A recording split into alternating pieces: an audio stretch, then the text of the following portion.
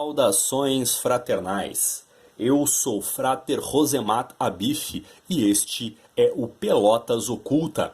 No vídeo de hoje falaremos sobre os textos basilares e sagrados da Cabala, ou seja, os textos que você obrigatoriamente tem que ler se quiser compreender a Cabala, ou no mínimo estudar esses textos. Eu peço que você deixe seu like, se inscreva no canal e acesse www.ocultismopel.wordpress.com. Os textos primários da Cabala faziam parte de uma tradição oral, em andamento. Os textos escritos são obscuros e difíceis para os leitores que não estão familiarizados com a espiritualidade judaica, que pressupõe amplo conhecimento do Tanar, a Bíblia hebraica, o Midrash, a tradição hermenêutica judaica, e a Halaká, a lei judaica. O Pentateuco, ou a Torá, para os cabalistas, é o livro mais importante e o livro mais sagrado. Para os cabalistas, 10 expressões em Gênesis com as quais Deus criou o mundo estão ligadas às 10 Sefirot, a estrutura divina de todo ser. Segundo o Zohar e o Sefer HaYehud, a Torá é sinônimo de Deus. Torá é sinônimo de Deus, Pentateuco é sinônimo de Deus. Mais especificamente no Sefer HaYehud, as letras na Torá são as formas de Deus. O cabalista olha além dos aspectos literais do texto para encontrar o significado místico oculto. O texto não apenas oferece tradições e modos de pensar, mas também revela a realidade de Deus. Um dos primeiros filósofos judeus, o Filon de Alexandria, que viveu de 20 a.C. até 40 d.C., disse que Abraão conhecia a Torá essencial, antes de ser dada, porque Abraão era ele um filósofo. Ele observou o mundo ao seu redor e olhou dentro de si para descobrir as leis da natureza. Enquanto isso é estritamente falando uma noção mística. Ele introduz a ideia de uma Torá inferior que subjaz a palavra escrita. Muito mais tarde, no século XIX, os Sfaz Emes, um Rebbe racídico, afirmaram que foram realmente os feitos de Abraão que se tornaram a Torá. A Torá é assim vista como uma história contínua contada durante a vida da nação de Israel. A Torá é um texto importante, porque mesmo as tradições mais pequenas da Cabala reconhecerão seus aspectos divinos. Antiguidade textual. As formas judaicas de esoterismo existiam há mais de 2000 anos. Ben Sira adverte contra isso dizendo: você não deve ter negócios com coisas secretas. No entanto, estudos místicos foram realizados e se resultaram em literatura mística. O primeiro a aparecer no judaísmo foi a literatura apocalíptica do segundo e primeiro séculos pré-cristãos, e que continha elementos que foram transferidos para a Cabala posterior. De acordo com Flávio Josefo, o historiador Flávio Josefo, esses escritos estavam em posse dos essênios e foram zelosamente guardados por eles, contra a divulgação pela qual reivindicavam uma certa antiguidade. Que os livros que contêm conhecimento secreto foram mantidos escondidos pelo ou para o iluminado.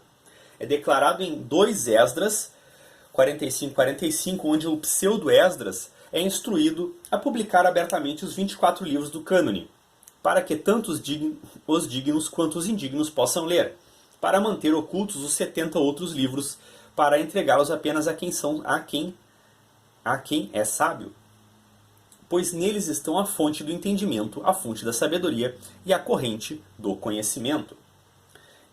Instrutivo para o estudo do desenvolvimento do misticismo judaico é o livro dos Jubileus, escrito na época do rei Hircano. Refere-se aos escritos misteriosos de Jared, Caim e Noé, e apresenta Abraão como renovador e Levi como guardião permanente dos escritos antigos.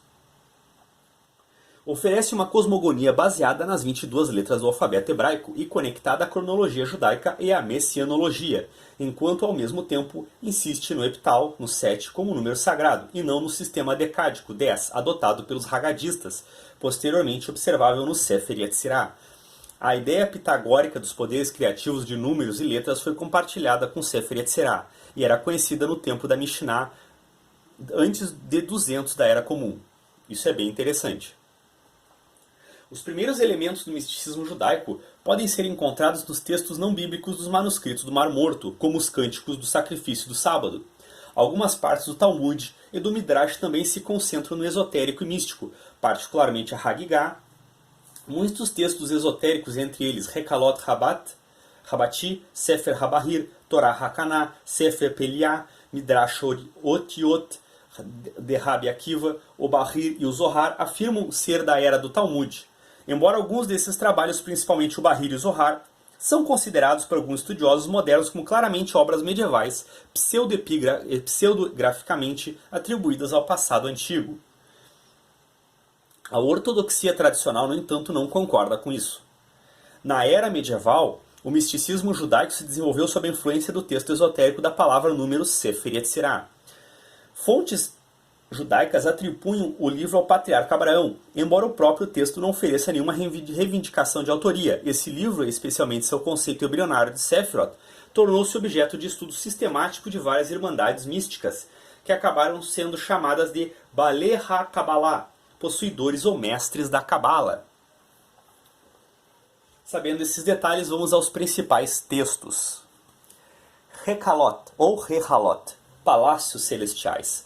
Não é um texto único, pelo contrário, eles são um gênero escrito com características compartilhadas. Esses textos se concentram principalmente em como alcançar a ascensão celestial através dos Rehalot, os Palácios Celestes, e o que esperar lá, ou em atrair espíritos angelicais para interagir e ajudar o adepto. Existem vários documentos maiores de Rehalot ou Rekalot, Rabati, no qual 6 dos 7 palácios de Deus são descritos. Rehalot, Zutarti, Shiur Koma e Enoch, do século VI, bem como centenas de pequenos documentos, muitos pequenos, mais que fragmentos. Vamos falar então do poderoso Sefer Yetzirah. O Sefer Yetzirah, livro da formação, criação, também conhecido como Hilchot Yetzirah, leis da formação, é uma fonte primária do ensino cabalístico. Os primeiros comentários sobre este pequeno livro foram escritos no século X. Talvez o próprio texto seja citado no século VI, e talvez sua organização linguística do alfabeto hebraico possa ser do século II. Suas origens históricas permanecem obscuras, embora muitos acreditem que foi de autoria de Abraão e editado pelo Rabino Akiva. Ele existe hoje em várias edições, com até 2.500 palavras, aproximadamente o tamanho de um panfleto. Organiza o cosmos em 32 caminhos de sabedoria, compreendendo 10 Sefirot, 3 elementos, água, ar, água e fogo, mais 6 direções e centro, e 22 letras do alfabeto hebraico. 3 letras mães, 7 letras duplas, mais 12 letras simples, 7, 3 e 12.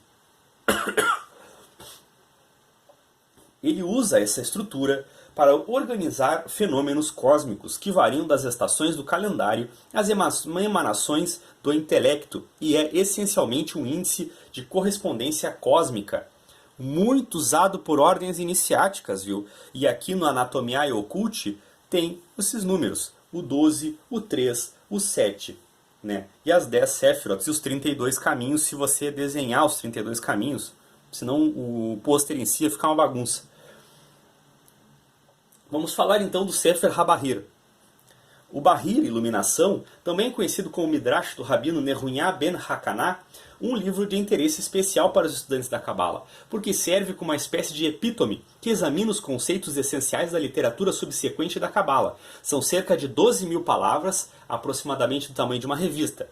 Apesar do nome Iluminação, é notoriamente enigmático e difícil de entender, mas não é impossível. Muito disso está escrito em parábolas, uma após a outra. O Bahir começa com uma citação atribuída ao Rabino Nehunyah ben Hakaná, um sábio talmúdico do século I, e o restante do livro é uma discussão em andamento sobre a citação. A tradição judaica considera que todo o livro foi escrito no espírito do Rabino Nehunyah, ou mesmo literalmente escrito por ele. Foi publicado pela primeira vez na Provença da França, perto da Itália, em 1176. Os historiadores suspeitam que o Rabino Yitzhak HaIver, Isaac o Cego, escreveu o livro neste momento. Embora ele tenha incorporado tradições orais de uma época muito anterior sobre o Tanakh, Talmud, Sidur, Yetzirah e outros textos rabínicos. Vamos falar então agora do Sefer Haziel HaMalach. O Sefer Haziel HaMalach, livro de Haziel, o anjo, é uma coleção de escritos esotéricos, possivelmente compilados e editados pela mesma mão, mas originalmente não são obras de um autor só. Leopold Zunz distingue três partes principais. A primeira parte, o livro Ha-Malbush, o Grande Raziel, a parte 2, e a parte 3, o livro dos segredos ou livro de Noé. Essas três partes ainda são distinguíveis. Depois disso, seguem duas partes mais curtas, intituladas Criação e Shiur Komá. E depois de 41a, da parte 41a do texto, vem fórmulas para amuletos e encantamentos. Vamos falar então do Sefer HaZohar. O Zohar, o livro de esplendor, é o texto mais importante da Cabala, às vezes alcançando status canônico como parte da Torá oral. É um comentário místico sobre a Torá, escrito em aramaico medieval. Gershon Scholem, o historiador Gershon Scholem, argumentou que Mosés de Leon era o único autor do Zohar. Mais recentemente, Yehudá Libes sustentou que, embora de Leon possa ter sido o autor principal, ele incorporou ou reformulou seleções cabalistas contemporâneos. Por exemplo, o Rabino Joseph Gigatila, Rabino Joseph de Ramadan e Rabino Bahia Ben Asher. Mais recentemente, estudiosos da Cabala como Ronit Meroz, Daniel Abrams e Boaz Rus demonstraram que os materiais do Zohar passaram por várias gerações de redação. De Leon alegou descobrir o texto do Zohar enquanto estava na terra de Israel. Atribuiu ao Rabino Shimon Bar do século II Yohai, o que é personagem principal do texto. O texto ganhou enorme popularidade em todo o mundo judaico. Embora o livro tenha sido amplamente aceito em um pequeno número de rabinos significativos nos séculos subsequentes, publicou textos declarando que o Rabino Moshe inventou com uma falsificação com conceitos contrários ao judaísmo. No entanto, muitos desses rabinos não eram por próprio cabalistas. Esse foi um ponto importante de discórdia feito por uma comunidade entre judeus do Iêmen, conhecidos como Dor Daim, um movimento intelectual religioso que pedia um retorno ao judaísmo mais talmúdico. Outras comunidades na Itália, nas terras andaluzas espanholas, também questionaram o conteúdo e a autenticidade do Zohar, enquanto organizado em comentários sobre seções da Torá, o Zohar elabora sobre o Talmud, Midrash Rabbah, Sefer Yetzirah, Bahir e muitos outros textos rabínicos. Até certo ponto, o Zohar é simplesmente Cabala.